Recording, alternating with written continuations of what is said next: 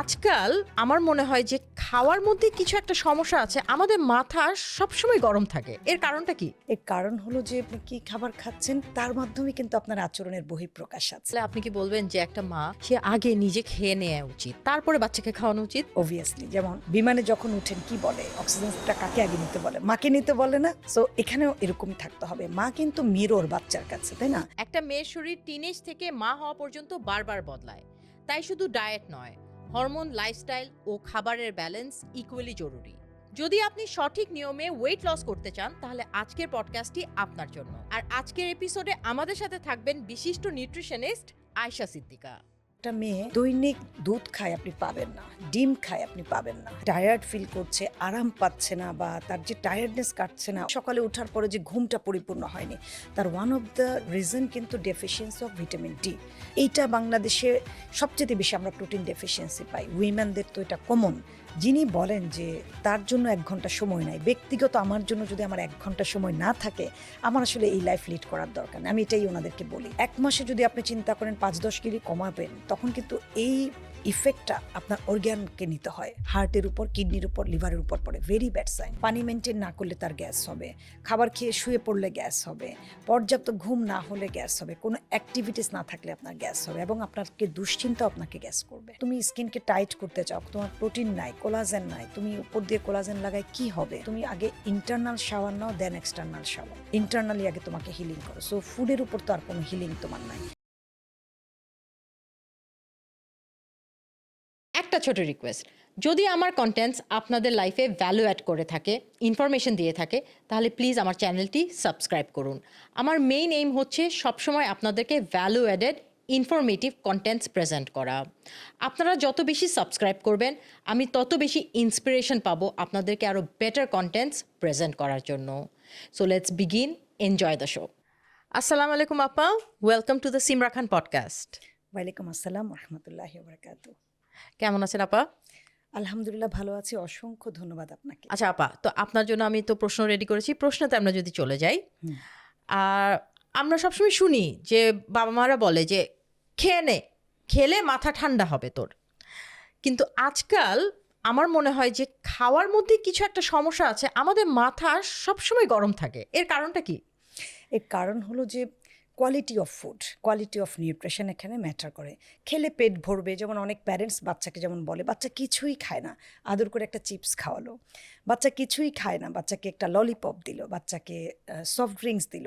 এই যে আদর করে যে খাবারগুলো দেয়, কিছুই খায় না বলে, হ্যাঁ, এই জন্যই বাচ্চার যে এই যে উগ্রতা, বা আমরা যেটাকে বলি অস্থিরতা, মেজাজ খিটখিটে হওয়া, সো এখানে খাবারের একটা ভূমিকা আছে। আপনি কি খাবার খাচ্ছেন তার মাধ্যমে কিন্তু আপনার আচরণের বহিঃপ্রকাশ আছে। হ্যাঁ, যে খাবারগুলো আপনাকে অস্থির করে, junk food, fast food, specially যেমন ঘরোয়া খাবারও যদি কেউ বলে যে আমার সব খাবার বাসায় তৈরি করা হয়, এখন বাসার খাবার যদি অতিরিক্ত চিনি, লবণ, মশলাদার হয়, সেটা তো আসলে জাঙ্কি হয়ে গেল। একটা এক্সাম্পল দিলে হয়তো বুঝবেন যে অনেকে ভাবে যে ফ্রেঞ্চ ফ্রাই বাহিরে খেলে ক্ষতিকর, ঘরে খেলে একদম ভেস্তে খাবার। আসলে কিন্তু তা নয়। যখনই এটা ডুবো তেলে চলে গেল, এটার টোটাল নিউট্রিশন কিন্তু চলে গিয়ে সেটা কিন্তু ট্রান্স ফ্যাটে পরিণত হলো। সো এই যে জাঙ্ক খাবারগুলো আমরা চিন্তা করি যে ঘরে বানিয়ে জায়েজ করার জন্য, সেটা ফ্রাইড রাইস অথবা চিকেন ফ্রাই অথবা ফ্রেঞ্চ ফ্রাইস, এই প্রত্যেকটা প্রক্রিয়াজাত কারণের কারণে এই খাবারগুলো আমাদের জন্য হার্মফুল, এবং এর কারণেই বাচ্চারা এই যে উত্তেজিত হয়ে যায়, খেয়ে আচ্ছা। নেয়, তারপরও তাদের মেজাজ কেন ঠান্ডা হয় না? এর কারণই হলো যে নিউট্রিশনযুক্ত খাবার তো আসলে সে খাচ্ছে না। তাহলে আপা, মেয়েদের অনেক সময় হয় কি যে সারা রাত ঘুমানোর পরেও ভালো খাওয়া দাওয়া খাচ্ছে, কিন্তু মেয়েদের সে এনার্জি লেভেলটা পাচ্ছে না। মেয়েরা আজকাল খুব উইক, টায়ার্ড। এইটার কারণটা কি? এটার একটা স্পেসিফিক কারণ আমি যেটা বুঝি যে ভিটামিন ডি লেভেলটা কমে যায়। আপনি দেখবেন যে আমরা যখন জামা কাপড় পরি, রোদে শুকানো কাপড় পরার মধ্যে একটা আরাম আছে না? কিন্তু হুম। ওটাই যখন ঠান্ডাতে শুকানো হয় বা ফ্যানের নিচে বা রোদ ছাড়া হয়, সেই কাপড়টা পরে কিন্তু আপনি আরাম পাচ্ছেন না। বাট আরেকটা এক্সাম্পল দিতে পারি যে আয়রন করা কাপড় পরে আপনি আরাম পাচ্ছেন। তো বডি কিন্তু ইজ লাইক এরকম, প্রকৃতির কাছে যেতে হবে। হ্যাঁ, এই যে সে টায়ার্ড ফিল করছে, আরাম পাচ্ছে না, বা তার যে টায়ার্ডনেস কাটছে না, এবং মনে হচ্ছে সকালে ওঠার পরে যে ঘুমটা পরিপূর্ণ হয়নি, তার ওয়ান অফ দ্য রিজন কিন্তু ডেফিসিয়েন্সি অফ ভিটামিন ডি। কারণ আমরা একদম প্রকৃতির কাছে নয়, অন্ধকারে থাকে ছেলেমেয়েরা, তাদের কোনো খেলাধুলা নাই, তাদের মাসেল স্ট্রেংথটা কমে যায়। যেমন অনেকে ভাবে যে শুধুমাত্র ওজন কমানোর জন্যই মানুষ হাঁটবে, এই একটা কনসেপ্ট বা এক্সারসাইজ করবে, বেসিক্যালি কিন্তু এটা না। না। আপনার স্ট্রেংথ বাড়ানোর জন্যই আপনাকে এক্সারসাইজ করতে হবে। যখন আপনি এক্সারসাইজ করবেন বা আপনি হাঁটবেন, আপনার অক্সিজেন সাপ্লাই বাড়বে, হার্ট, কিডনি, লিভার, লাং ভালো ফাংশন করবে তখন। হ্যাঁ, জি। ব্রেইন স্টিমুলেট হয়, অক্সিজেন সাপ্লাই বেড়ে গেলে ইউ ফিল এনার্জেটিক। আচ্ছা আপা, তাহলে ভিটামিন ডি লেভেল কমে গেছে এটা বোঝার একমাত্র উপায় হচ্ছে আমার যদি একটু টায়ার্ডনেস লাগে। নট লাইক দ্যাট, চুল পড়ে যায়, মেজাজ খিটখিটে হয়, ডিপ্রেশন তৈরি হয়, হ্যাঁ, ওকে। এবং যে মাসেল ক্র্যাম্পিং হয়, হাঁটু ব্যথা, পা ব্যথা, অনেকগুলো প্রবলেম তার হয়। তবে ম্যাক্সিমাম ক্ষেত্রে খুব টায়ার্ড, মানে খুবই টায়ার্ড থাকে সে, এটাই আমি ম্যাক্সিমাম খেয়াল করেছি। তার পাশাপাশি আমি যে কথাগুলো বলেছি সেই উপসর্গ কিন্তু আছে জি। তার। আচ্ছা, ভিটামিন ডি লেভেলটা টেস্ট করার জন্য কি কোনো ব্লাড টেস্ট আছে? ইয়েস, ভিটামিন ডি বললেই এখন বুঝে, সো D3 টেস্ট বললেই এটা করে দেওয়া হয়, এবং এটা আমি বলি যে বছর অন্তত 2বার করার জন্য। কমনলি আমাদের দেশে ধরেই নেওয়া হয়েছে যে যখন সিমটোমেটিক থাকে, যে ওই যে পেইন হচ্ছে, টায়ার্ড হচ্ছে, লম্বা হচ্ছে না, চুল পড়ে যাচ্ছে, হ্যাঁ, অমনোযোগী হচ্ছে, তখন একটু ধরেই নেয় ফিজিশিয়ানরা যে তার ভিটামিন ডি ডেফিসিয়েন্সি। আমি মোস্টলি আমার যারা পেশেন্ট আসে, যদি কারেন্টলি চেক করা না থাকে আমি তাকে চেক করিয়ে নেই এবং বলে দিই যে কিভাবে সেই ডোজটাকে অ্যাডজাস্ট করবে, কতদিন খাওয়াবে, কোন লেভেলে থাকলে। যেমন অনেকের 5, 6, 7, 2, 3 এরকম থাকে, মানে ভেরি লো থাকে। সো সে বাচ্চা হাঁটতে গেলে পড়ে যায়, বা হ্যাঁ, ব্যথা তার, পায় হ্যাঁ, এবং তাড়াতাড়ি। তার খুব সহজে হাড় ভঙ্গুর হয়ে যায়, হাত কেউ ধরতে পারে না, শরীর ধরতে ওহো! পারে না, প্রচণ্ড পেইন হয় কিন্তু তার, হ্যাঁ। তো দেখা যায় যে তার তখন তার হাই ডোজেই লাগে। 10 হলে একরকম, 20 হলে একরকম, বর্ডার লাইন 30-এ থাকলে কিন্তু একরকম। এবং 40-50 ভিটামিন ডি থাকার পর অনেকের অতিরিক্ত ওজনের কারণেও সেটা খুব ভালো বডিতে কাজ করে না। তো সাপ্লিমেন্টেশনগুলো আসলে ডিপেন্ড করে যে তার রিপোর্ট অনুযায়ী। সেটা একজন ডক্টরই ভালো দিতে পারবেন এক্স্যাক্টলি, বুঝে। জি। আর নিজে, নিজে আসলে ফার্মেসিতে গিয়ে ভিটামিন ডি খেয়ে নেওয়া আমার মনে হয় সেফ না। আমি দেখেছি যে আমাদের দেশে যেমন করোনা থেকে নিয়ে অনেকে আছে যে মানে রোগ প্রতিরোধ ক্ষমতা কমে যাচ্ছে ভিটামিন ডির কারণে, ট্রু। সো অনেকে আছে 3 বছর 4 বছর টানা ভিটামিন ডি কিন্তু খেয়েছেন। এখানে আসলে কোনো সাপ্লিমেন্ট খেলেই যে আপনার বডি কাজ করবে, সাড়া দিবে, নট লাইক দ্যাট।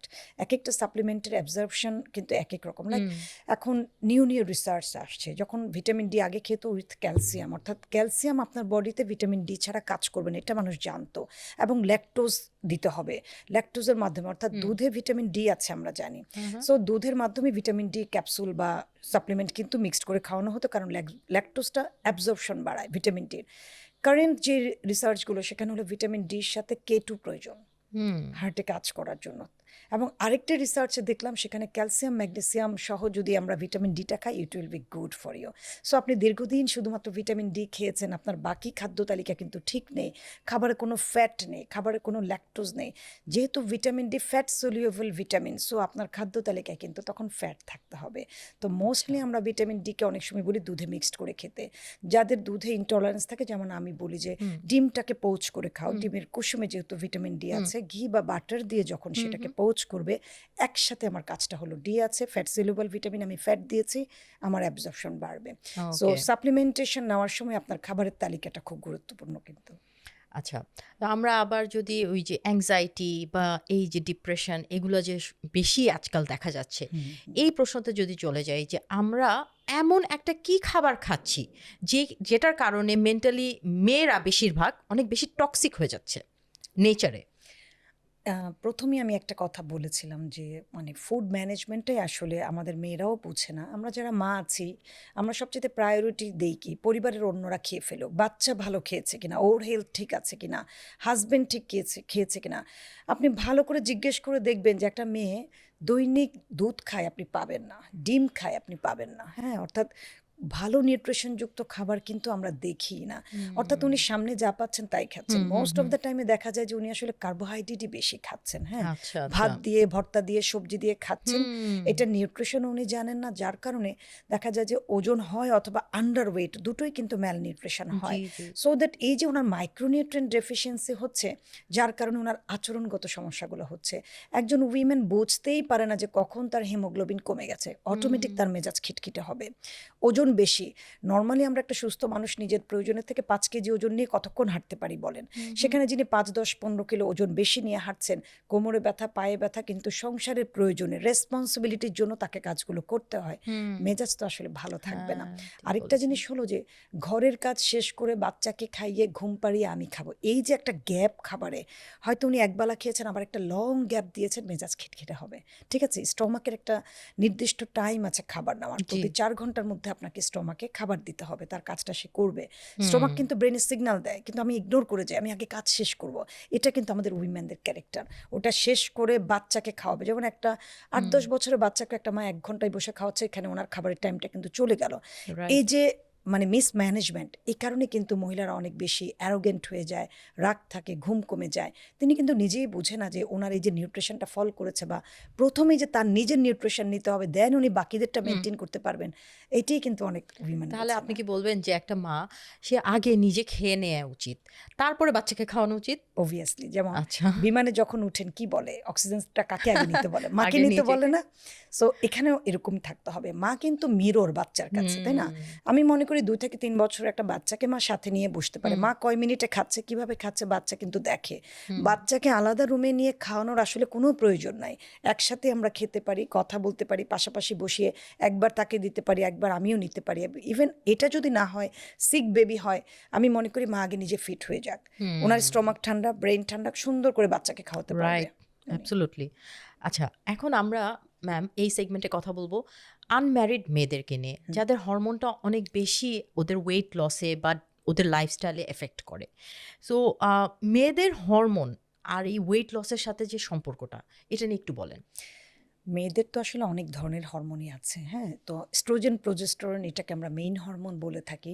ওজন বেশির কথা যখন এসছে, আমি ধরেন কিশোরীদের কথাই বলি, যে পিউবার্টির সময় যখন 10 থেকে 19-এর মধ্যে মেয়েদের পিরিয়ডের একটা টাইম চলে আসে, এখন দেখা যায় যে এই পিরিয়ডটাই কিন্তু তার উলটপালট হচ্ছে, টাইম মতো হচ্ছে না, বা গ্যাপ হয়ে যাচ্ছে 2 থেকে 3 মাস, অথবা কারো হচ্ছেই না।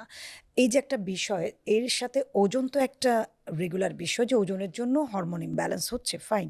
কারণ আপনার পিরিয়ডের সাথে 4টা হরমোন কাজ করে থাকে, একটা ইমব্যালেন্স হলে আপনার পিরিয়ড ইরেগুলার হবে। আচ্ছা। কমনলি যেটা এখন আমাদের মেয়েদের ক্ষেত্রে বলে থাকে, সেটা হলো পিসিওএস এর কথা বলে, বা পিসিওডি বলে থাকে, পলিসিস্টিক ওভারিয়ান সিনড্রোম, যেটা এটা এখন কমনলি থাকে। সো এটা ফুড হ্যাবিট থেকে হচ্ছে, মোস্টলি ফুড হ্যাবিট, লাইফস্টাইল। হ্যাঁ, আমি একটু ডিফারেন্ট কেসও পেয়েছি, যেমন পিসিওএস এর পেশেন্ট ম্যাক্সিমামই আমরা ওয়েটই পাই, Right. লাইক 95% ওয়েট, বাট আমি 5% পেশেন্টও পেয়েছি যাদের আন্ডার ওয়েট, তাদেরও PCOS আছে। হ্যাঁ, এটা জেনেটিক্যাল হয়, ফুড হ্যাবিটের কারণে হয় তার। হ্যাঁ, সো এটাও পাচ্ছে। তখন তার ট্রিটমেন্ট আসলে একটু ডিফিকাল্ট হয়ে যায়, কারণ সে আমার কাছে আসছে আসলে ওজন বাড়াতে, কিন্তু ওজন আমি দেখলাম তার বাড়াতে। পিসিওস আছে। So this is very contradict. এটার Wow. কারণ হলো এই যে আন্ডার ওয়েট বা পিসিওস, ইরেগুলার পিরিয়ড, এর আরেকটা কারণ হলো ইনঅ্যাক্টিভ অফ লাইফ। আপনি আচ্ছা। যখনই ইনঅ্যাক্টিভ থাকবেন, তখন আপনার কোনো হরমোন ভালো করে কাজ করবে না। যেমন সবাই জানে যে শুধু ডায়াবেটিক পেশেন্টই হাঁটবে, not like that. Diabetic patient তো হাঁটবে ইনসুলিন রেজিস্ট্যান্টটা ঠিক করার জন্য, আপনার থাইরয়েড হলেও হাঁটতে হবে, আপনার টেস্টোস্টেরনের জন্য হাঁটতে হবে, আপনার এস্ট্রোজেন, প্রোজেস্টেরনের মাত্রাটাকে ঠিক করতেও হাঁটতে হবে। ওভারঅল এই যে আমি হাঁটার কথা বলেছি, এক্সারসাইজের কথা বলেছি, তার ওয়ান অফ দ্য থিং হলো যে আপনি না হাঁটলে আপনার হরমোন ইমব্যালেন্স হয়ে যাবে। সো হাঁটাটা ওজন কমানো, ওজন বাড়ানোর সাথে রিলেটেড না, আপনার হরমোনকে ব্যালেন্স করার জন্য রিলেটেড। তাহলে শুকনা মানুষও হাঁটতে হবে? অবভিয়াসলি আচ্ছা। কোনো উপায় নাই। মানে এক একজনের ধরন এক এক রকম। যিনি আন্ডার ওয়েট, তিনি ওজন বাড়াতে চান, সেখানে হাঁটার সাথে তার কোনো সমস্যা নেই যে হাঁটলে ওনার ওজন কমে যাবে, না। ওনাকে তো ওনার ক্যালোরি মেনটেন করতে হবে। Right. যিনি আন্ডার ওয়েটে আছেন, তার ক্যালোরি আমি দিব একরকম, যিনি ওভার ওয়েটে আছেন, তার ক্যালোরি দিব আমি আরেক রকম। সো বডির মানে পুরো কম্পোজিশন অনুযায়ী তার হাইট ওয়েট কতটুকু আছে, তার কোনো রোগ আছে কি না, বয়স কতটুকু আছে, পার কেজি বডি ওয়েট উনি কত কিলো ক্যালোরি পাবে, সেটা হিসাব করার পরে আন্ডার ওয়েটের পেশেন্টকে ক্যালোরি প্লাস করা হয়, ওভার ওয়েটের পেশেন্টকে ক্যালোরি মাইনাস করা হয়। সো ওজন বাড়ানো কমানোতে আপনাকে গুরুত্ব দিতে হবে ক্যালোরি, নাথিং এলস। আচ্ছা, পিসিওএস এ ডায়েট ঠিক করলে কি পিসিওএস রিভার্সিবল, মানে একদম ঠিক হয়ে যায়, এরকম হয়? সারা ওয়ার্ল্ডে এটাই আছে যে পিসিওএস এর ডায়েট এছাড়া আচ্ছা। কিন্তু পিসিওএস এর কোনো মেডিকেশন নাই। আমাদের যে ফিজিশিয়ানরা আছে তারা ইনসুলিন যেন রেজিস্ট্যান্ট না হয়, কারণ পিসিওএস থেকে সে ডায়াবেটিসে যেতে পারে, হরমোন কমে যায়, তার হিমোগ্লোবিন কমে যায়, চুল পড়ে যায়, স্কিন নষ্ট হয়। সো কমনলি যেটা করে তাকে মেটফর্মিন গ্রুপ থেকে তাকে দেওয়া হয়, যে ওকে। কারো প্রি ডায়াবেটিক আমরা পাই, এবং হুম। তখনও কিন্তু গাইনোকোলজিস্টদের কনসার্ন থাকে যে তার জন্য ওজনটা কমে। সো কমেট গ্রুপের ওষুধগুলো আসলে ওজন কমানোটাকেও সাপোর্ট করে, একটু তার এপেটাইট নষ্ট করে, কম হুম। খায় বা একটু লুজ মোশন হয়ে একটু ওজন কমে, but hmm. This is not the final solution. Hmm. Lifestyle মডিফিকেশনের উপরে আসলে কোনো উপায় নাই পিসিওসের পেশেন্টের। তাকে ওজন যদি না কমে, কিন্তু উনি যদি টাইম মতো খায়, উনি যদি খাবারটা মেপে খায়, পিসিওস বাড়ায়, সেই খাবারগুলোকে অ্যাভয়েড করে, ওনার একটা ডেল্টা স্লিপ যদি হয়, ফিজিক্যালি অ্যাক্টিভ থাকে, একদম স্ট্রেস ফ্রি থাকে, পিসিওস ভালো হয়ে যায়। তো পিসিওএস নিয়ে কথা বললাম। পিরিয়ডের সময় অনেক সময় যে হরমোন নিয়ে আমরা কথা বলছিলাম, পিরিয়ডের সময় অনেক মুড সুইং হয় বা অনেক ইরিটেবিলিটি হয়। সো কোনো খাবারের মাধ্যমে কি এটা কমানো যায়?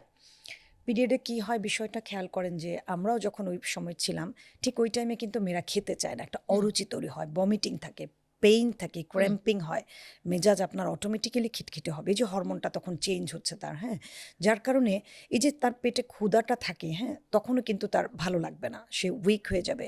অথচ ওই টাইমে কিন্তু আমরা আয়রন রিচ, ফলিসন রিচ খাবারটা কিন্তু খেতে বলি, হাই প্রোটিন ইনটেক করতে বলি, কারণ ওই সময় লস করছে, যার কারণে মুডটা আরও বেশি খারাপ হয়। ইভেন অনেকে আছে যে ওয়াশরুমে যেতে হবে দেখে দেখবেন পানিটাও কম খাচ্ছে। সো এই যে পানিটা কম খাচ্ছে, তখন তার ক্র্যাম্পিংও বাড়ে, হ্যাঁ, ইরিটেশন শুরু হয়। আপনি যখনই পানি কম খাবেন, ইউরিন ইনফেকশনও হতে হয়ে পারে। যায়, হয়ে যায়, কমনলি হয়েছে এটা, মানে পিরিয়ড অবস্থায়, পিরিয়ডটা শেষ, ইউরিন ইনফেকশনে পড়েছে, আমি অনেককে দেখেছি। জি, জি, জি। সো এই জন্য ওই সময় পানির পরিমাণটা ঠিক রাখা, হেলদি খাবারটাকে নেওয়া। কি, কি খাবার খাবে আমি সেই যেমন সময়? স্পেশালি ফ্রুটসের কথা বলে থাকি, 2টা সার্ভিং ফ্রুটসটা যেন সে নেয়, অর্থাৎ ইলেকট্রোলাইটটাকে ব্যালেন্স করার জন্য। কি এটা একটা ধরনের ফ্রুট? ব্যানানা হতে পারে, ব্যানানা বাসায় যদি ড্রাই ফ্রুটসের মধ্যে খেজুর কিশমিশ থাকে, ওকে। এটাও উনি খেতে পারে। সাইট্রাস যে ফ্রুটস থাকে, কমলা, মালটা সিজনে, এটা না থাকলে পেয়ারা খেতে পারে। মানে কোনো না কোনো ফ্রুটস কিন্তু আমাদের সিজন ওয়াইজ থাকেই।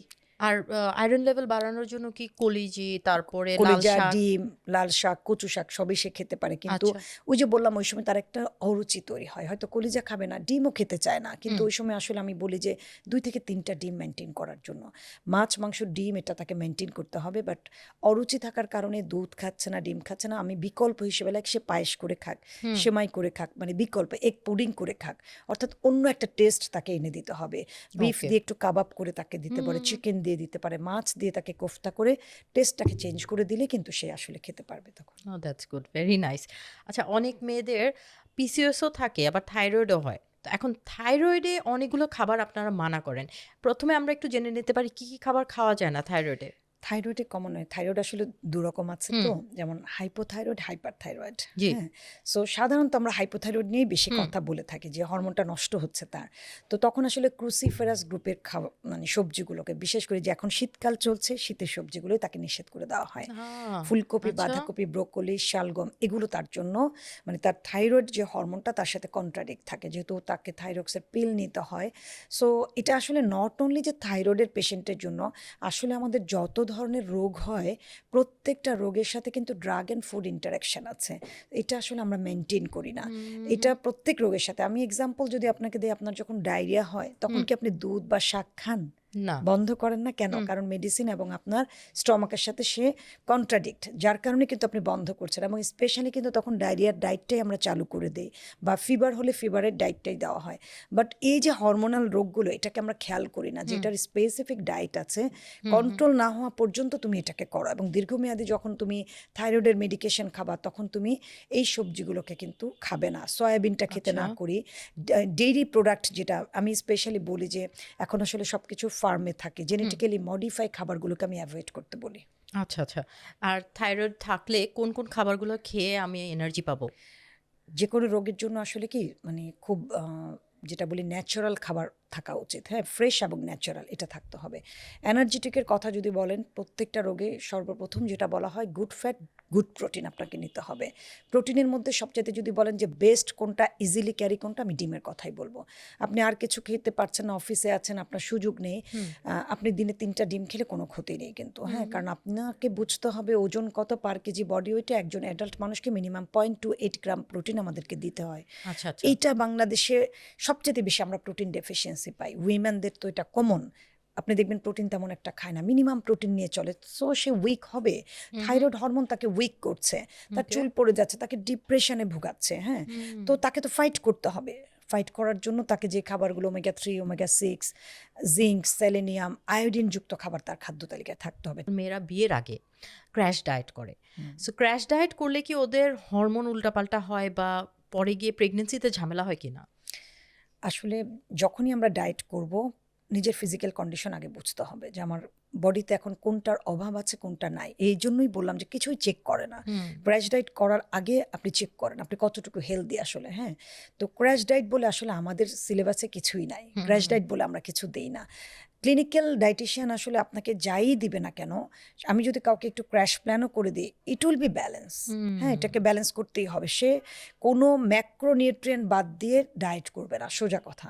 একটা আনম্যারিড মেয়ে যখন এটা করবে, তার যে ভিটামিন মিনারেলসের একটা ল্যাকিংস তৈরি হবে বা তার প্রোটিন ডেফিসিয়েন্সি হলো, আমি প্রচুর পেয়েছি, মাসেল পুরো ব্রেকডাউন, এই ওজন কমাতে গিয়ে পুরো স্কিন নষ্ট হয়ে গেল, চুল পুরো ঝরে গেল, তাহলে আমার লাভ হলো কি?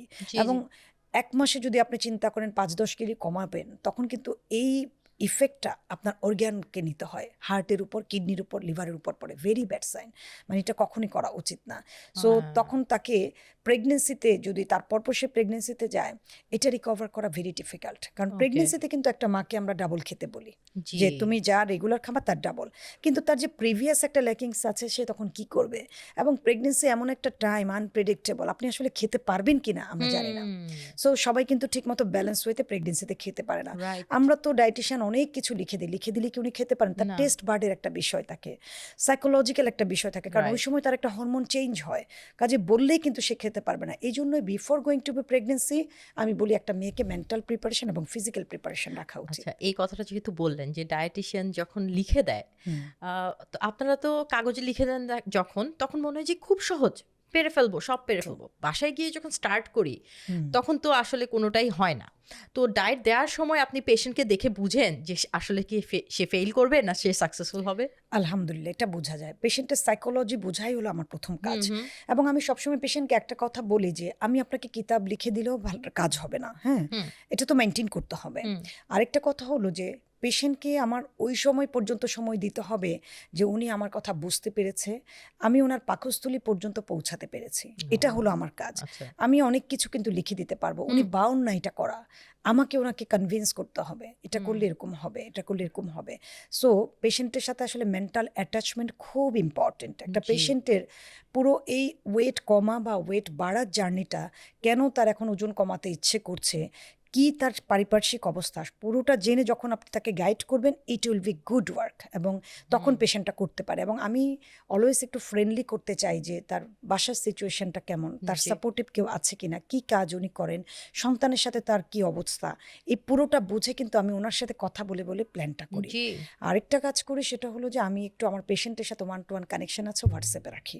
আমি যে পেশেন্টগুলোকে বুঝি যে ওনাকে আমাকে গাইড করতে হবে, কারণ ওনাকে মেন্টাল সাপোর্ট দিলে উনি পারবে, আমি ওনার সব হিস্ট্রি শুনে, আছে না যে মানে হাজব্যান্ড চাচ্ছে না যে ওজন বেশি হোক, হাজব্যান্ড খুব বকা দিচ্ছে বা বিরক্ত হচ্ছে, কিন্তু হাজব্যান্ড কিন্তু ওনাকে হেল্পও করছে না, এই কেসগুলো আমরা পাই, তাকে কিন্তু অনেক মেন্টাল সাপোর্ট দিতে হয়, পজিটিভ কথা তাকে বলা, মোটিভেশন দেওয়া। সো আমার কাছে ওজন কমানোটা পুরোটা একটা মেন্টাল স্ট্রেংথ মনে হয়, নাথিং এলস। আমি বলি যে মেন্টালি যে ভালো, ও বিরিয়ানি খেয়েও কমাতে পারবে। আচ্ছা, তাহলে ম্যারিড মেয়েদের নিয়ে যদি আমরা কথা বলি, আমরা এই সেগমেন্টে ম্যারিড মেয়েদেরকে নিয়েই কথা বলবো। আচ্ছা, বিয়ের পরে এরকম কেন হয় যে মেয়েদের ওয়েট হঠাৎ করে বেড়ে যায়? বিয়ের আগে সে চিকনি ছিল, বিয়ের পরে বেড়ে গেল ওয়েট, এটার কারণ কি? একটা হলো যে এনভায়রনমেন্ট চেঞ্জ হয়। আপনি যেটা বলেছেন যে ওয়েট বেড়ে গেল, আমি কিন্তু ওয়েট কমে যায় এটাও পেয়েছি। আচ্ছা, সো দুটো জিনিস হয়। হ্যাঁ, এটার কারণ ম্যাক্সিমাম ওয়েট বাড়ে, এবং অনেকে বলে যে বিয়ে হলে খুশি থাকলে এটা হলো যে এই যে মেন্টাল পিসনেস, ওর যদি মেন্টাল পিসনেস থাকে তাহলে এই জায়গাটা ভালো কাজ করে, হ্যাপিনেস তার এটা।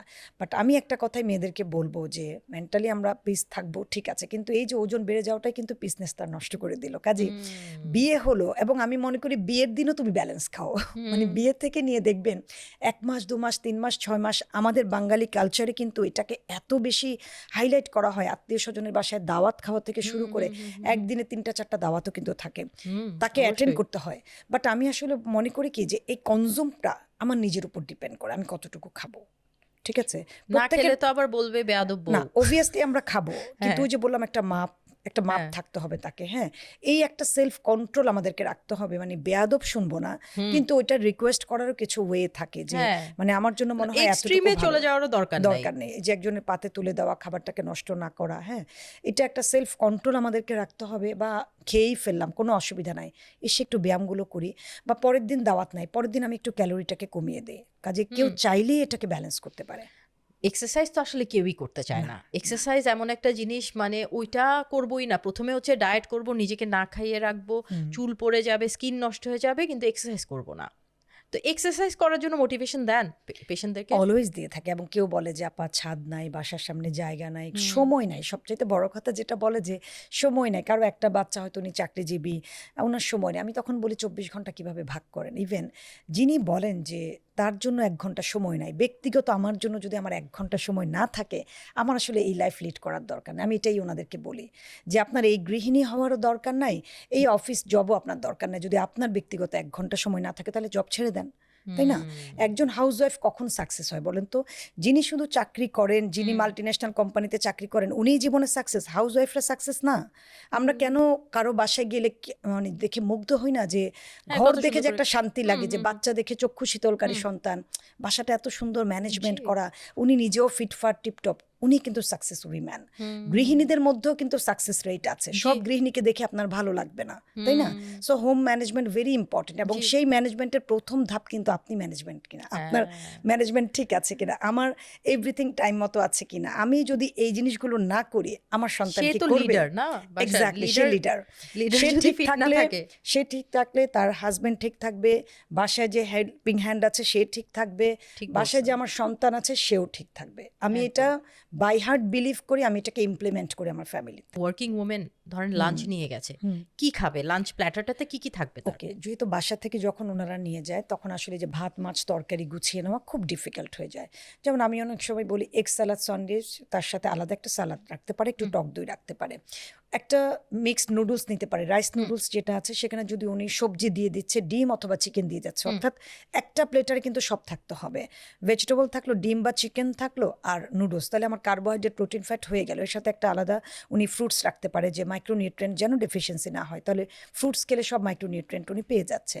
উনি যদি মনে করে আমি একটা খিচুড়ি নিব, ডান। উনি যদি মনে করে একটা ফ্রাইড রাইস করে নেব, বাসায় যে ভাতটা থাকে আমাদের রাতে থেকে যায়, ওই ভাতটাকে আপনি সবজি ডিম দিয়ে একটুখানি ফ্রাইড রাইস সবজির করে ফেলেন। পরিমাণটা একটু বেশি থাকবে। হ্যাঁ, সবজির পরিমাণটা একটু বেশি থাকবে। ডিম লাইক বা একজন protein। অ্যাডাল্ট উইমেন যিনি ধরেন 25 থেকে 35-40 বছর বয়স, উনি লাঞ্চের এই টাইমটাতে 150 থেকে 200 গ্রাম সর্বোচ্চ খেতে পারেন রান্না করার পরে ওই মাপটা। সেটা হলো যদি হয় যে উনি খিচুড়ি খাবে বা ফ্রাইড রাইস খাবে, এই যে মিক্সড রান্না করার পরের মাপটা বললাম। যিনি অনেক বেশি ওজনে ভুগছেন, তিনি 100 থেকে 125 গ্রামের মধ্যে থাকলে বেটার হয়। আচ্ছা আচ্ছা আপা, অনেকে বলে যে আমি তো বাসায় সব কাজ করি, সারাদিনই কাজ করছি, খাচ্ছিও না ওরকম, তাহলে আমার ওয়েট কেন কমছে না? আচ্ছা, এই যে সব কাজ করে, এটা তার রেসপন্সিবিলিটি। আমাদের প্রত্যেকের কিন্তু নিজ নিজ জায়গায় একটা রেসপন্সিবিলিটি থাকে। এটাকে কখনো এটা ধরা যাবে না ওজন কমানোর জন্য এটা, তাই না? আপনি দেখবেন যে মাইন্ড সেটিং একটা বিষয়। আপনি যখন হাঁটছেন, আপনার যখন মাথায় আমার ওজন কমানোর জন্য হাঁটছি, এটা কাজ করবে একরকম। মেন্টাল হেলথ, হরমোনের বিষয় বলেছি না? আর আপনি বাচ্চাকে স্কুলে নিয়ে যাচ্ছেন, আনছেন, বাজার করছেন, ভাই এটা তো আপনার রেসপন্সিবিলিটি। এবং এতটুকু যদি ওয়ার্কআউট আপনি না করেন, তাহলে আপনার বডির ফিটনেস তো কোনোদিনও থাকবে না। যে মানুষটা ঘরের মধ্যে চেয়ারের উপর শুধু কি বসে থাকবে? একটা সুস্থ মানুষকে প্রতিদিন 7000 স্টেপস হাঁটতে বলা হয়, সুস্থ মানুষকে। WHO এটা দেখবেন, WHO থেকে 7000 থেকে 9000 কদম হাঁটতে বলা হয়। আমরা কয়জন সেটাকে প্রতিদিন রিকভার করি বলেন?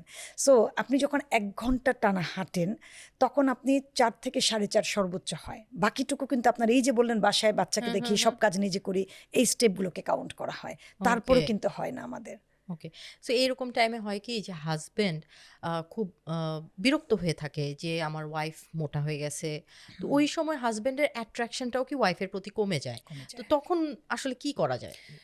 এটা তো আসলে খুব ন্যাচারাল একটা বিষয়। মানে মানুষ তো সৌন্দর্য পিপাসু, খুবই ট্রু। সেখানে নারী পুরুষকে আল্লাহ পাক এমনভাবে তৈরি করেছেন, নারী পুরুষের যে সৌন্দর্যটা নারীকে অ্যাট্রাক্ট করে এটা ডিফারেন্ট, আবার পুরুষের কিন্তু আরেকটা।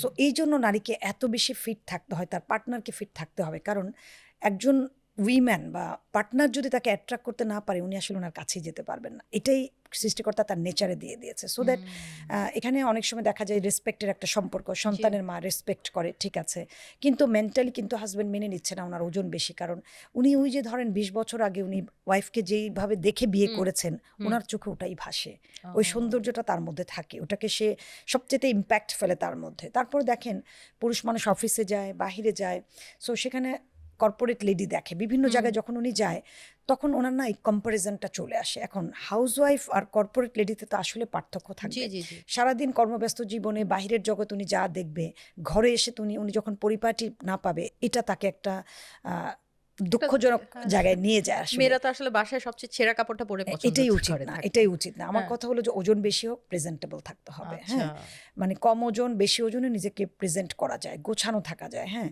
এবং এটা আমাকে মেন্টালি সেট করতে হবে যে আমার পার্টনার আমার প্রতি যদি অ্যাট্রাকশন হারিয়ে ফেলে তাহলে এটা খুব বিপজ্জনক। এই জন্য মেয়েদেরকে নিজের জন্য তো আসলে টিপটপ থাকতে হবে। আপনি দেখবেন যে যখন আপনার ওজন বা আমার ওজন যখন বেড়ে যায়, কনফিডেন্ট লেভেলটা চলে যায়, জি জি তাই জি না? অবশ্যই। একটা জায়গায় এখানে আসলে হাজবেন্ডই সবকিছু না। আমি তো অনেক হাজবেন্ডকে দেখি খুব নিজেকে ভালো লাগে ভালো না রাখতে হবে, আয়নাতে দেখতে। দেখতে ভালো রাখতে হবে। সো হাজবেন্ড তো অনেক সময় হেল্প করে, যে হাজবেন্ড হেল্প করে না, এবং হয়তো অনেক সময় আছে যে অনেক হাজবেন্ড আসলে এক্সপ্রেসিভ না, জি মানে ওয়াইফ কিভাবে কথাটাকে নিবে, যদি বলে যে তুমি একটু না ঠিক হও, একটু ওজনটা কমাও, এটাকে কিন্তু অনেকে নেগেটিভলি নেয়। সো নেগেটিভলি নেওয়ার একটা প্রবণতা আমাদের মেয়েদের মধ্যে বেশি। আমরা জি। পজিটিভ টোনে ওই যে ওখানেও নিউট্রিশন কাজ দিবে, এক্স্যাক্টলি, রাইট? হ্যাঁ, সো প্রপার খাওয়া খেলে আমাদের মাথাও ঠান্ডা মাথা থাকবে ঠান্ডা থাকবে। এবং এত মাইন্ড করব না আমরা না, আরেকটা সবকিছুতে। হলো যে পজিটিভনেস থাকতে হবে। মানে পজিটিভনেস, হ্যাঁ। আমি একটা জিনিস খেয়াল করেছি যে একটা মানুষ সুস্থ থাকার জন্য তার যদি একটা ডেল্টা স্লিপ রাত 9টা থেকে রাত 2টার ঘুমটা আমরা বলে থাকি, রেগুলার যদি সে ওয়ার্কআউট করে এবং তার যদি কোনো স্ট্রেস না থাকে, অর্থাৎ স্ট্রেস তো থাকবেই কিন্তু পজিটিভলি নিতে হবে, সে কিন্তু পজিটিভলি সুস্থ নিতে থাকবে। হবে। সে সুস্থ হ্যাপিনেস থাকবে। আসলে প্রথম ধাপটাই হচ্ছে যে নিজের সেলফ কেয়ার করা। সেলফ কেয়ার এক্স্যাক্টলি, করলে একটা এক্স্যাক্টলি। হ্যাপিনেস আসে। এক্সারসাইজ করলে কিন্তু একটা ডোপামিন রিলিজ হয়। অনেক সো অনেক অনেক এক্সারসাইজ করার পর যে লেভেল অফ স্যাটিসফ্যাকশনটা আসে, এটা আসলে যে এক্সারসাইজ করে সে সে একমাত্র বলতে বুঝতে পারবে। পারে এটা একটা প্র্যাকটিস। জি, এটা এটা একটা প্র্যাকটিস। প্র্যাকটিস। বাচ্চা কনসিভ করার ক্ষেত্রে আমি ধরেন আপনাকে জিজ্ঞেস করলাম যে আমি বাচ্চা কনসিভ করতে চাই, আমি ডেইলি এই 3টা খাবার খাবো। সেই 3টা খাবার কি হবে? আচ্ছা, যদি সে কনসেপ্ট করতে চায়, আমরা যেমন কমনলি বলি যে ফোলেট যুক্ত খাবার তার খাদ্য তালিকায় থাকতে হবে।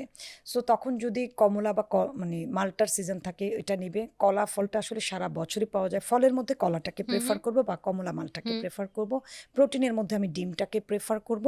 এছাড়া আমি বাদাম রাখতে বলবো তাকে। বাদাম, ওয়াও। ডার্ক লিফি ভেজিটেবল, এই একটা জিনিস জায়গাতে তোকে কাজ করতে হবে, যেহেতু ফোলেটের কথা বলেছি। আচ্ছা, তাহলে ওই সময় তাহলে এগুলো খেলে একটা মা হেলদি থাকবে, বাচ্চাটাও হেলদি হবে। হেলদি হবে ইনশাআল্লাহ। আচ্ছা, এরকম হয় না যে খাওয়ার অরুচি থাকে, সেই সময় মা কি খাবে?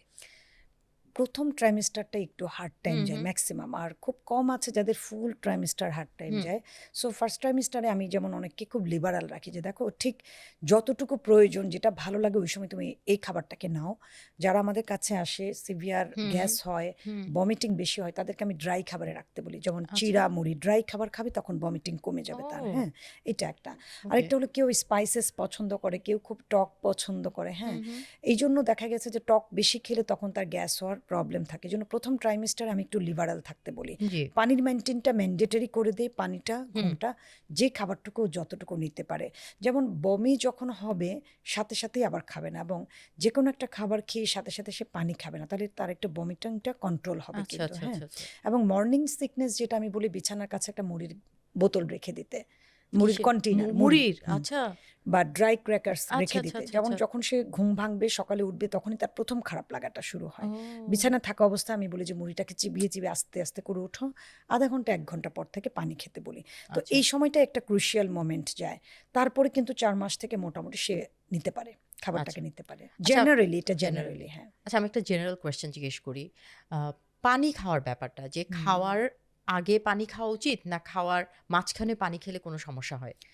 যতবারই আমরা খাবার খাবো তার মিনিমাম 30 মিনিট আগে পানি খেতে বলে। সো সবাই হয়তো এটা মেনটেন করতে পারে না, 10 থেকে 15 মিনিট আগে হলো পানিটা খেয়ে নেওয়া ভালো। এটা হয় কি, ভিতরে যে এনজাইমগুলো আছে সিক্রেশনটা তখন ঠিক হয়। আর যখন আপনি খাবারটা খাচ্ছেন, যখন আপনি চিবানো শুরু করলেন, এই যে চারপাশ থেকে আপনার যে লালাটা আসে, এটাই আপনার এনজাইম, খাবারটাকে মেল্ট করার জন্য, হজম করার জন্য এনজাইমেটিক সব কিছু আসে। হ্যাঁ, সো তখন পানিটা খেলে আপনার ওই এনজাইমটা নষ্ট হয়ে যায়। খাবার আচ্ছা। চিবিয়ে খাচ্ছেন, মাঝখানে পানি খাচ্ছেন, এটা করা যাবে অল্প না। অল্প পানি খাওয়া যাবে না? এটা কখন যখন আপনার গলায় সোক করবে, হুম, এটা যদি হয় সিপস অফ ওয়াটার, কিন্তু অনেকে sips of আছে water. 2 থেকে 3 গ্লাস পানিও কিন্তু খেয়ে ফেলে। 1 গ্লাস তো খাই আমি দেখেছি যে 2-3 লোকমা দিল, তার প্রচন্ড ও, পিপাসা, সে দিল। এটার আচ্ছা কারণ আচ্ছা। হলো সে তার আগে লং টাইম পানি না খেয়েছিল। ও, তখন খাবারটা যখন খাচ্ছে তখন তার ওয়েল ব্যালেন্সড হচ্ছে না। আরেকটা জিনিস হয়, খাবার খাওয়ার সময় অনেকে দেখবেন যে চিবিয়ে খায় না, 2-3 কামড় দিয়ে গিলে ফেলে। জি জি জি জি জি। এটা করলে আপনার পানির পিপাসা পাবে। আচ্ছা সো আপা, খাবারকে চিবিয়ে খেতে হবে। আচ্ছা আপা, আপনাকে আরেকটা কোয়েশ্চেন করি। গ্যাস হওয়ার এই যে প্রবণতাটা, এটা হুম। সবার মধ্যে অনেক বেশি। এটা কি খাবারের থেকে হচ্ছে না কি লাইফস্টাইলের জন্য?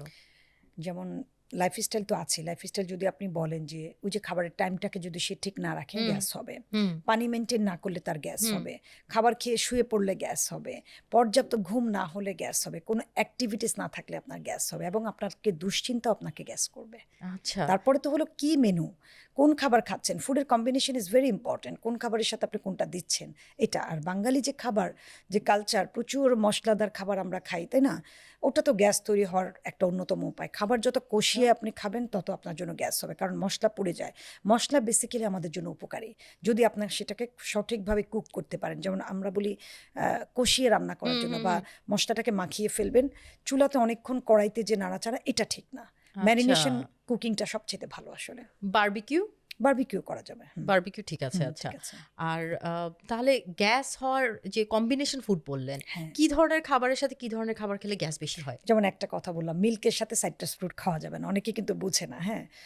যেমন অনেকে বলে যে কাস্টার্ড তো খাচ্ছি, হ্যাঁ, ঠিক হুম আছে। এই কম্বিনেশন এটা ওটার সাথে মেল্ট হুম হয়ে যায়, তখন আপনার প্রবলেম হবে না। কাস্টার্ডের ফ্রুটস কিন্তু সিলেক্টিভ। হুম। সব ফ্রুটস কিন্তু দেওয়া না। হয় না, একটা।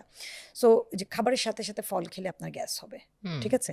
আবার অনেকের আছে যে সালাদের কম্বিনেশনটাও সে বুঝে না। মানে সে যদি জানে যে খাবারে তার গ্যাস হয়, হুম তাহলে সেটাকে খাবে না, হ্যাঁ? হুম। আমরা তো সবজিও খাচ্ছি প্রচুর, তখন সালাদও খাচ্ছি। কিন্তু অনেকে ভাবে যে অনেক সবজি খেলে কোনো অসুবিধা নেই। না, একটা সময় ওভার ইটিংটাই আপনার গ্যাসের কারণ হয়ে যাবে। আচ্ছা। ঠিক আছে? মাংস খেলে হয়। মাংস খেলে মাংস হয়। যখন আপনি খাচ্ছেন তার সাথে এটার যে মানে এটাতে ফাইবার হুম রিচ যদি কিছু না হুম। থাকে, তখন আবার আপনার গ্যাস তৈরি হবে। সো আমি ও, মাংসের পাশাপাশি সালাদটাকে রাখতে বলি টক দই দিয়ে। আচ্ছা যখন আপনি আচ্ছা। বিফ খাবেন, চিকেন খাবেন, ওটাকে আবার ফাইবারের সাথে মেল্ট করার জন্য আপনাকে সালাদটা নিলে সালাদ বেস্ট ওয়ে রাখা। আরকি আপনার। আচ্ছা সো যখন আচ্ছা। এটা থাকবে না, তখনই আপনার গ্যাস হবে। খিচুড়ি খাচ্ছেন কয়েকটা জিনিস দিয়ে, ডাল, চাল, মানে এটা তো হুম একটা হুম রিচ হুম এবং এটা কিন্তু বেশি খাওয়া যায় না। আপনি আলাদা করে ডাল ভাত কিন্তু অনেক খেতে পারবেন, হুম বাট খিচুড়ি খেতে আসলে পারবেন না। তখন কিন্তু ওটাকে হজম করার জন্য আপনার অনেক কষ্ট হয়, সময় দিতে হয় আপনাকে। হুম। সো এই যে খিচুড়ির অনেক রকমের ডাল, অনেক রকমের সবজি, এটা করতে হয় না। আচ্ছা। সবজিটা আমি বলি 1 থেকে 2 রকম, ডাল অনেক সময় সব রকম দিতে হয় না। তাহলে এই একটা টিপস আপনার থেকে নিয়ে নেই যে খাওয়ার পরে কিছুক্ষণ পরে অনেক গ্যাস ফিল হচ্ছে, হুম। তখন কি খেলে গ্যাসটা কমে যাবে? আচ্ছা, এটা আমি জিরা পানির কথা বলি। কুসুম গরম পানিটা আস্তে, আস্তে করে আমি খেতে বলি, হ্যাঁ? স্পেশালি টক দই বেশি হেল্প করবে। যাদের টক দই স্যুট করে তারা টক দই খাবে, যাদের জিরা পানি স্যুট করে তারা এটা খাবে। আরেকটা পানি হলো মেথি পানি। এটা ভালো আচ্ছা। করবে এবং খাওয়া শেষ করে পানি খাবে না। হুম হুম খাওয়া শেষ করার আধা ঘন্টা মিনিমাম হুম। 30 থেকে 45 মিনিটস পরে খেলে ইট উইল বি গুড। ইভেন আচ্ছা। প্রথমে একটা কথা বলেছিলাম যে খাবার খেয়ে বসে থাকতে না। আপনি খাবার খেয়েই 15 মিনিট, যারা হেভি খেয়ে ফেলেছেন কোনো উপায় নাই, হাঁসফাঁস লাগছে, শুধু হাঁটুন ও, 10-15 মিনিট। Nice, excellent. আপা তাহলে আমরা এখন কিডস নিউট্রিশনটা তো আপনার সাথে খুব ভালোভাবে যায় এবং আপনি কিডস নিউট্রিশন নিয়ে অনেক কাজ করেন। সো কিডসদের জন্য মাদের সবসময় অনেক ধরনের প্রশ্ন থাকে, সেখান থেকে আমি কয়েকটা প্রশ্ন আপনাকে করব।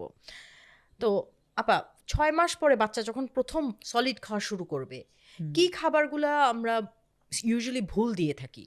আচ্ছা, অনেকেই হলো 6 মাসের মধ্যে ব্রেস্ট ফিডিং শেষ, খিচুড়ি দিয়ে স্টার্ট করে দেয়। হুম এখানে আমার কথা হলো যে একটা বাচ্চা মায়ের দুধ খেলো 6 মাস, তার জিহ্বার টেস্ট বাট পুরোটাই কিন্তু দুধের, হুম বা সে ফর্মুলা দুধ খেলো 5 থেকে 6 মাস খায়। তারপরেই যদি তাকে আমরা খিচুড়ি দিয়ে স্টার্ট করি, হুম হুম বা কোনো সাইট্রাস ফ্রুটস, অনেকে আছে জুসও দেয়, কমলার জুস, মাল্টার জুস, যেটা হুম। খুবই ভয়াবহ। এটা দিতে হয় না। অনেকে ডিম দিয়ে স্টার্ট করে। এই প্রত্যেকটাই কিন্তু ভুল পন্থা। খিচুড়ির কথা অনেকে বলবেন, হ্যাঁ ফিজিশিয়ানরা তো বলে যে খিচুড়ি দিতে না। খিচুড়ির ইনগ্রেডিয়েন্টসগুলো আগে বাচ্চাকে আমার চেনাতে হবে। এই বাচ্চার অ্যালার্জি আছে কিনা আমি কিন্তু জানি না। সো আমি যেটা বলি যে প্রত্যেকটা খাবার তাকে আগে ইন্ডিভিজুয়ালি চেনান। সে সিরিয়ালের মধ্যে লাইক আলু, সুজি, রাইস, ওটস, আগে সিরিয়ালটা চেনাই। এরপরে সবজির মধ্যে যেমন আমরা মিষ্টি কুমড়া, কাঁচা পেঁপে, হ্যাঁ, লাউ, ঝিঙ্গা চিচিঙ্গা, নরম যে সবজিটাকে, এটাকে বয়েল, এটাকে আলাদা আলাদা এক এক দিন এক একটা সবজি বা আচ্ছা, একটা খাবার আচ্ছা। পরপর 2 দিন দিতে বলি। ফলের মধ্যে আপেল, নাশপাতি, পাকা পেঁপে আর পাকা কলা, এই 4টাকে ফলের মধ্যে দিতে বলি। হ্যাঁ, মাছের মধ্যে রুই, কাতল, আইড়, মৃগেল, বড় মাছের পেটির অংশটা জাস্ট স্টিম করে কিন্তু দিবে। লবণ চিনি কিন্তু সে পাবে না স্টার্টিংয়ে, ঠিক আছে? আমি যদি ওকে ইন্ডিভিজুয়াল না দিই, আমার বাচ্চাটা কিন্তু ইন্ডিভিজুয়াল টেস্ট বুঝবে না সে কি খাচ্ছে, এবং সবাই বাচ্চার ব্রেনের ডেভেলপমেন্ট চায়। জি, জি, জি। ডেভেলপমেন্টটা কিভাবে হবে? জি, জি। ও যদি টেস্টই না বুঝলো, এবং তখন দেখবেন যে ওর একটু অ্যাটিটিউডগুলো চেঞ্জ হয়, যে ও সবজি পছন্দ করছে নাকি ফল পছন্দ করছে, আপনি বুঝে যাবেন। হ্যাঁ, কারণ সব তো আমি মিক্স করে দিয়ে হ্যাঁ, দিচ্ছি। মিক্সড করে দিলে কিন্তু সে আর এখন টেস্টটা আমাকে পাবে যদি না। মিক্স করে সবকিছু খাওয়ানো হয় আমি তো বুঝতে পারবো না। হ্যাঁ, এক্স্যাক্টলি। অনেকে করে হচ্ছে চিকেনের কলিজি, ডাল, চাল, এবং বিভিন্ন ডিমটা সবজি, দেয়। ডিম সবকিছু একসাথে খিচুড়ি ব্লেন্ড করে বাচ্চাকে খাওয়ায়। হ্যাঁ, কিন্তু এটা খুবই একটা বাজে পন্থা। ইভেন আমি সবচাইতে ডিসহার্টেড হই অনেক মা যখন বলে হ্যাঁ। মাছটাও খিচুড়িতে দেন। আমি বলি, আপনি খিচুড়িতে মাছ দিয়ে কোনোদিন খেয়েছেন? মানে এই যে একটা কম্বিনেশন, বোঝা না? বাচ্চার ডেভেলপমেন্ট চায়, কিন্তু বাচ্চার ডেভেলপমেন্টটা কিন্তু মায়েরা নিজ হাতে নষ্ট করে এবং ভাবে যে অতিরিক্ত খাওয়ালেই পুষ্টি, অতিরিক্ত খাওয়ালেও কিন্তু অপুষ্টি। এটা বুঝতে হবে। অনেক খাওয়ানোর পরেও কিন্তু বাচ্চার ওজন হয়নি। এই যে তার যে অ্যাবজর্পশন নাই, তার যে মেটাবলিক ডিসঅর্ডার তৈরি করলো মা, ডাইজেশন পাওয়ার নষ্ট করে ফেললো, ফ্রিকোয়েন্ট খাওয়ানো, ওভারনাইট খাওয়ানো সবই কিন্তু ভুল পন্থা। একদমই। আর অনেক মারা হয় কি যে বাচ্চাকে বুঝার জন্য মানে খাওয়া এরকম খিচুড়ি খাওয়াতে অনেক মারা কি করে যে পরে সলিড ফুড আর খেতে পারে না। পারে না। বা একসাথে বসালো সে বুঝতেছে না কি করবে, এই খাওয়াটা কোথায় দিবে। তো এইটা কিভাবে বের হবে একটা মা যে যখন অনেকটুক বয়স 1 বছর পর্যন্ত সে লিকুইড বা খিচুড়ি টাইপের খাবার দিয়েছে, এখন 1 বছর পর সে চেঞ্জ করতে চায় খাওয়ার প্যাটার্ন, কি করবে? এটা আসলে 1 বছর এটা পর তো প্যাটার্ন চেঞ্জ করে না। 6 মাসের পর থেকেই প্যাটার্ন মনে হয় চেঞ্জ হয় না 6 আপা? মাস থেকে তো আমরা সিঙ্গেল খাবার দিতে বলি। কিন্তু আপনি যেটা বলেছেন, অনেক মা 6 মাস থেকে ব্লেন্ডিং শুরু করে দেয়। আচ্ছা। সো যে বাচ্চা 6 মাস থেকে মিনিমাম 1 বছর পর্যন্ত ব্লেন্ডিং পায়, আপনি তো 1 বছর বলেছেন, আমি আসলে 2 বছর 3 বছরের ব্লেন্ডেড ফুডের পেশেন্ট পেয়েছি। কাজে ও! আমাদের কাছে এটা একটা কমন সিনারিও। প্রত্যেক মা বাবা চায় কি যে বাচ্চা খুব আরামে খাবে, দিবে আর গিলে ফেলবে। 5 মিনিটে খাওয়া শেষ, মোবাইল দেখিয়ে খাওয়াবে। অর্থাৎ মা হলো এভাবে খুশি হয় যে বাচ্চা খেয়েছে, পেট ভরেছে, উনি এটাতে খুশি। ওইটাই। বাচ্চার ওজন হয়েছে, এটাতেই খুশি। কিন্তু বাচ্চার যে অনেক ডেভেলপমেন্ট হয়নি, এটা কিন্তু নিউট্রিশন সে পায়নি। বুঝতেও পারেনি। বাচ্চার হিমোগ্লোবিন কমে গেল, বাচ্চার মেজাজ খিটখিটে হলো, বাচ্চার টাইম অনুযায়ী কথা বলেনি, টাইম অনুযায়ী দাঁড়াচ্ছে না, ল্যাক অফ নিউট্রিশন। তো সো আপনি ব্লেন্ড করে খাওয়ালে তো নিউট্রিশন পাবে না। হ্যাঁ, ব্রেন কখন কাজ করবে? আপনি যে খাবারটাকে চিবিয়ে খান, তখন আপনার ব্রেন কিন্তু স্টিমুলেট হয়। ও ব্রেন দিয়ে বুঝতে পারবে টেস্ট। যেমন আমরা বড়রা যখন খিচুড়ি খাই একরকম টেস্ট, এটাকে ডাল ভাত খেলে আরেক রকম টেস্ট না? অবশ্যই। তাই না? এটাই আমি মায়েদেরকে বলি যে দেখেন, শুধু ডাল ভাত খাওয়ান, শুধু ভাত দিয়ে লাল শাক খাওয়ান, ওকে টেস্টটা বুঝান। শুধু খিচুড়ি খেয়ে 1 বছরে বড় হলো আপনার বাচ্চা, কিছুই চিনল না, এবং তারপরে তাকে ডিফারেন্ট মেনু দেওয়াটা খুব ডিফিকাল্ট, পিকি ইটার হয়ে যায়। সে অন্য খাবার তখন নিতে চাইবে না, কারণ তার তো টেস্ট বাডি তৈরি হয়নি। কেন 6 মাস থেকে একটু দানাযুক্ত সেমি সলিড, 8 মাস থেকে সফট ডায়েট, তারপরে নর্মাল ডায়েট, কিন্তু এভাবে আগাতে হয়। এক্সেলেন্ট। আচ্ছা আপা, মাছ খাওয়ানোর অভ্যাস কিভাবে করব? বাচ্চারা মাছ খেতে চায় না। এটা মানে ওই যে বললাম, প্যারেন্টিং এর কিছু ভুল আছে। হুম।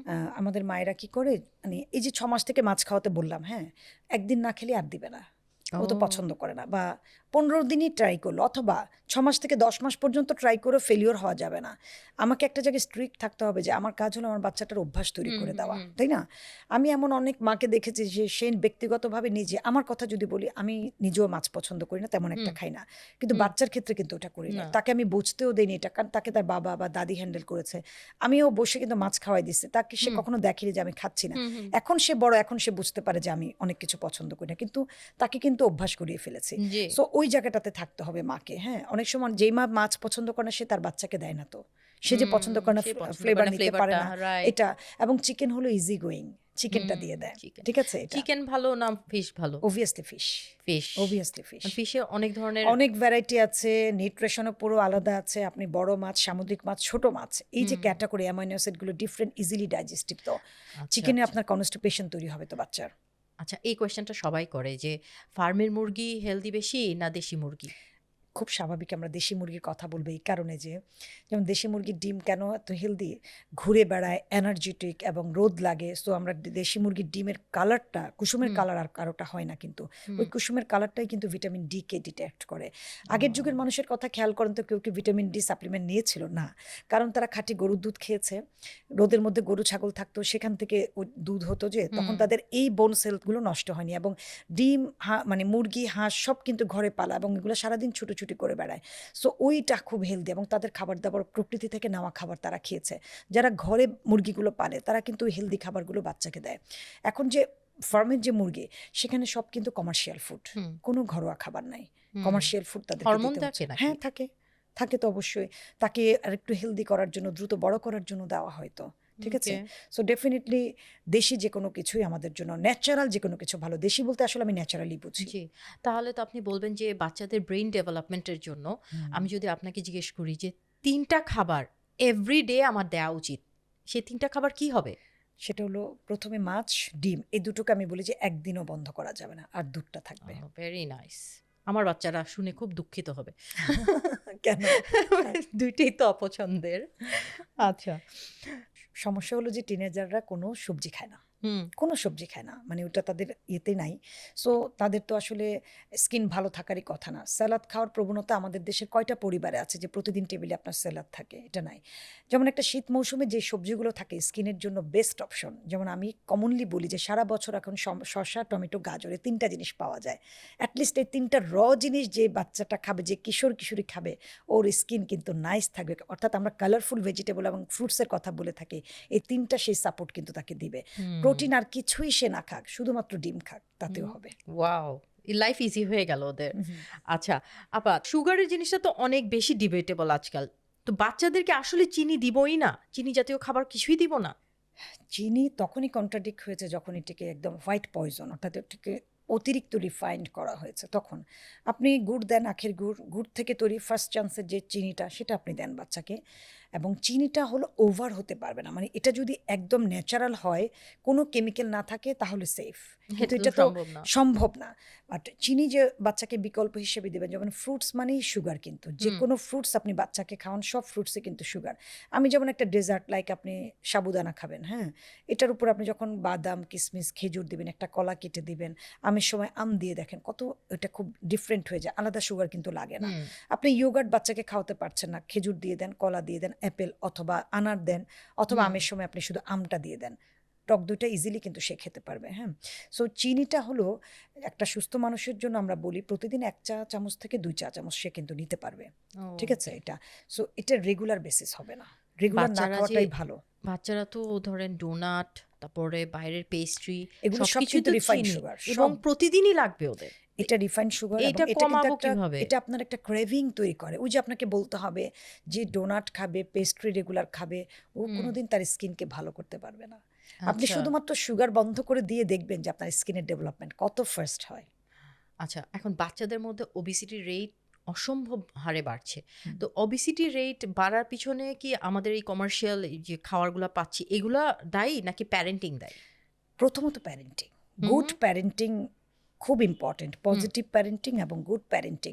আমি যেমন একটা কথা, যখন বাবা মা কিশোর কিশোরীকে নিয়ে আমার কাছে আসে, তখন আমি বলি যে জন্ম দিলে বাবা মা হওয়া যায়, গুড প্যারেন্ট কিন্তু হওয়া যায় না, ওটা খুব হুম, ডিফিকাল্ট।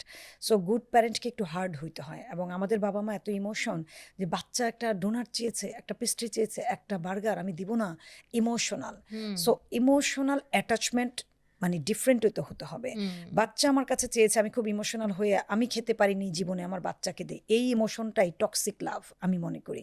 সো আমাদের বাচ্চাগুলোকে নষ্ট করেছে বা ওবিসিটির দিকে নিয়ে গেছে, বা তাদের যে অনেক নৈতিক অবক্ষয়, পুরোটাই কিন্তু টক্সিক প্যারেন্টিংয়ের জন্য, বা টক্সিক লাভ বলি আমি এটাকে। আচ্ছা, আচ্ছা। বাচ্চাকে কোনো কিছু দিতে না পারার মধ্যে যে আমি ভালো প্যারেন্ট হলাম না, তা না কিন্তু। হ্যাঁ, আমার তো ক্ষমতা আছে, আমি মনে করি একজন বাবা মা তার বাচ্চাকে যদি ১০০ টাকা দেওয়ার ক্ষমতা থাকে, উনি ১ টাকা দিবেন। জি। কিন্তু ওনার যদি ১ মিনিট দেওয়ার ক্ষমতা থাকে, উনি ১০০ মিনিট দিক বাচ্চাকে। হুম, উনি বাচ্চার সাথে রিলেশনটা টাইম দিয়ে করুক, জি। খাবার দিয়ে না। হ্যাঁ, সো এই খাবারের কারণেই উনি ছোটবেলায়, আমি এমনও পরিণত করলো, বাবা মার কোনো আইডিয়া নাই যে non communicable disease not related on age, যে হুম, আমার বাচ্চা ১০ বছর, ওর হার্ট অ্যাটাক হবে না, ওর কিডনি ডিজিজ হবে না, এটা ওদের ধারণাই নাই। যে একটা ৫ বছর ৬ বছরের বাচ্চারও হাইপার টেনশন এবং ডায়াবেটিকে ভুগছে, হুম, ফ্যাটি লিভারে ভুগছে, এটা তো আমি ও, একদম মানে প্র্যাকটিক্যাল, যে আমি পেশেন্টই পেয়েছি এটা। অনেক মা ও, জানেই না তার ৬ বছরের বাচ্চা ডায়াবেটিসে ভুগছে, আমি টেস্ট করার পরে দেখেছি ও ডায়াবেটিকে আক্রান্ত। আমরা তো খাদ্যাভ্যাস শোনার পরে কিন্তু আমি টেস্ট করতে দিই। যেমন প্রচণ্ড সুইট ক্রেভিং, সুইট লাভার, প্রচুর কার্বোহাইড্রেট হুম, খায়, হুম, তাকে হুম, আমি হুম, ফ্যাটি লিভার চেক করতে দিই, হুম, সুগারটা, ইনসুলিনটা চেক করতে দিই। মোস্ট অফ দ্য কেসেস আমরা পজিটিভ পেয়েছি, এবং রিপোর্ট বলে যায় সে কী খায়। আপনার রিপোর্ট বলে দেয় আপনি কি খান। ইস, ঠিক আছে, কি এরকম অবস্থা। অসংখ্য, যেমন লিপিড প্রোফাইল দেখলেই বোঝা যায় আপনি কতটুকু তেল খান, কতটুকু জি জি কার্বোহাইড্রেট জি খান। জি জি। তো এটা বাবা মা বুঝে না। এই জন্য হলো প্যারেন্টিং আমি সবচাইতে বেশি দায়ী হুম করব, হুম কারণ আমার 10 বছরের বাচ্চা আমার কন্ট্রোলে নাই। হুম 25 বছর হলে আলাদা কথা, এখানে জি প্যারেন্টিং আসছে না। কিন্তু যখন সে 10 বছর 15 বছর টিনেজটা, এই পর্যন্ত তো বাবা মাকে কেয়ারফুল হতে হবে, কারণ এই সময়টা একটা মেয়ে এবং ছেলের হরমোন তৈরি হওয়া, তার স্ট্রাকচারটা তৈরি হওয়া, ব্রেনের ডেভেলপমেন্ট, এভরিথিং কিন্তু কিশোর কিশোরীটাকে এত গুরুত্ব দেওয়া হয় যে তাকে যদি এই সময়টা আমরা তৈরি করে দিতে পারি, ইনশাল্লাহ ফিউচারে সে ভালো থাকবে, গুড হেলথ আচ্ছা যদি এই সময় তার থাকে। বাট এটা তো বাবা মা অনেক সময় আছে যে একটু যে ওর হেলথটা চেক আপ করি, দেখি তোমার কি হয়েছে। হুম হুম তো হুম অনেক হুম সময় চেক আপের পরও কিন্তু বাচ্চাকে বললে বাচ্চা বোঝে। আমি জি জি জি, বাচ্চারা বুঝে। আর আজকাল স্কুলে অনেক অ্যাক্টিভেশন করা হয় যে হেলদি এক্স্যাক্টলি। ফুড এই সেই নিয়ে, হুম। কিন্তু বাসায় করা হয় না। এটাই স্কুলও সমস্যা, স্কুলেও আমি স্কুলগুলোতেও বলবো করা যে হয়। স্কুলগুলোতে যে খুব স্কুলে তো করা হয় তা না, আমি বলি জি মানে এটা একটা ওয়েল প্র্যাকটিস থাকা উচিত। আমি হুম এরকমও পেশেন্ট পেয়েছি যে আমার কাছে যারা ডায়েটে আছে, ম্যাডাম বাচ্চাকে যদি রুটি দেই তো ওর পাশে ও তো বার্গার নিয়ে আসছে, জি জি ও তো জি পরোটা অবশ্যই। নিয়ে আসছে। এটা কমনলি আমরা পাই। একটা এক্সাম্পল দিই, যেমন স্কুলের একজন টিচার, হুম গতকালকে আমার পেশেন্ট, উনি আমাকে বলছে, ম্যাডাম আমাকে না ব্রেকফাস্ট যেহেতু স্কুলে গিয়ে করতে হয়, আমাকে না কমনলি সবার মতো করে দেন, না হলে আমাকে অনেক কথা শুনতে হয়। কেন? কলিগরা বলে কি, তুমি কি করছো, তুমি কেন এটা খাচ্ছ, তুমি কেন হুম শুধু ডিম খাচ্ছ। হুম এই যে একটা পারিপার্শ্বিক জাজমেন্ট। একটা, হ্যাঁ, জাজমেন্ট, পারিপার্শ্বিক বিষয়টা আমরা আসলে মেনে নিতে পারি না, এবং আমরা পরিবেশ থেকে আমরা কোনো পজিটিভ কথা পাই না। সো হুম স্কুলগুলোতে যেটা হবে, স্কুলের টিফিন শুড বি হেলদি।